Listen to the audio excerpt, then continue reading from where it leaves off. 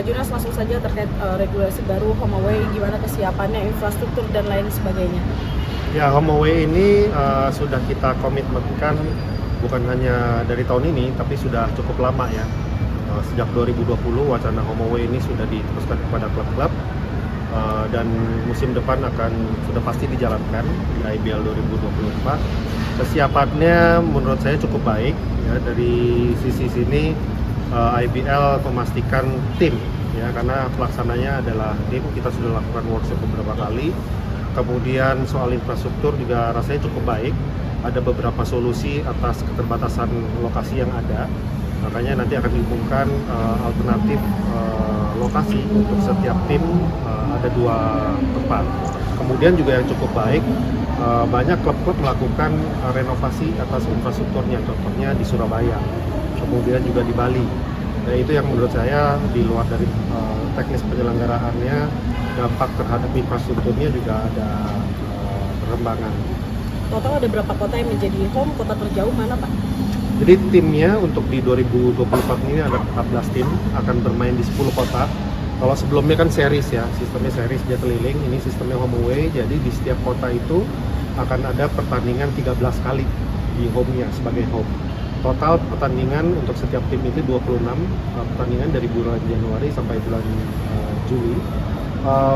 Home yang paling jauh kalau kita lihat dari misalnya dari Jakarta lah misalnya, Bali dan Medan. Jadi selain di Pulau Jawa, hanya ada di Medan dan di Bali, semuanya di Pulau Jawa. Mas Junas, soal salary cap nih. Ini kan salary cap ditentukan oleh IBL 10M per tahun per klub ya. Sebenarnya angka 10M itu munculnya dari mana sih? Kok tiba-tiba muncul 10M? Dan kalau ngomongin soal asas fairness nih, mengingat kemampuan finansial setiap klub kan beda-beda pasti ya. 10M mungkin untuk klub tertentu dianggap kecil, tapi untuk klub yang lainnya mungkin dianggap sangat besar. Contoh aja ex-NBA PJ pakai 3, sementara ada klub yang nggak pakai gitu. Gimana tanggapannya dari IBL? Ingatnya ke depannya Pak.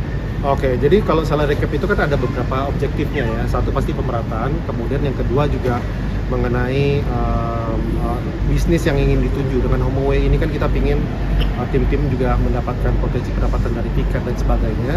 Tetapi ketika cost-nya itu terlalu tinggi, nanti tidak terjadi balance.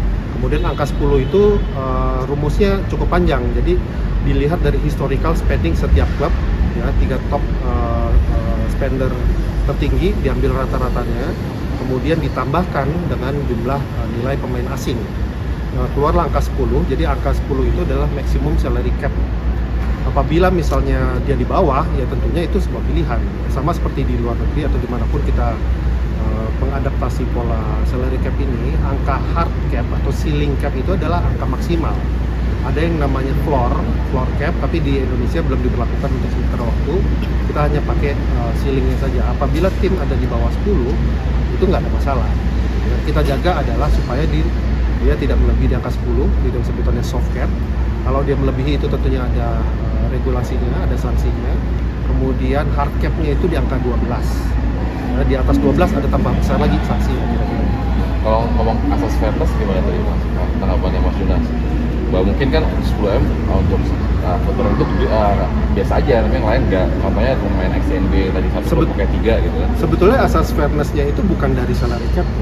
Tanpa salary cap pun spending-nya memang beda-beda kan. Itu kan sebuah sebuah pilihan. Sama seperti kalau kita lihat di NBA gitu ya, dengan nilai yang jauh berbeda. Apakah mereka semua ada di average yang sama? Tidak. Gitu.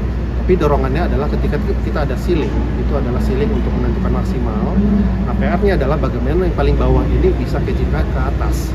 Karena kalau kita lihat hanya ke bawah saja, itu nggak maju-maju.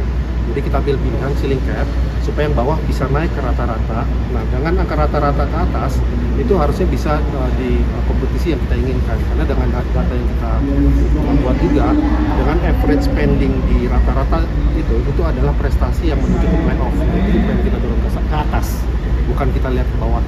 Oke, seperti itu ya. Terima kasih sudah menonton. Silakan subscribe, like, dan jangan lupa komen di bawah ya Bola Spotter.